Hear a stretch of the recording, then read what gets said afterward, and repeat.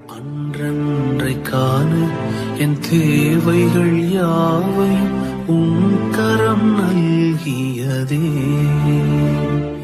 நீர் நடத்திடும் விதங்களை சொல்ல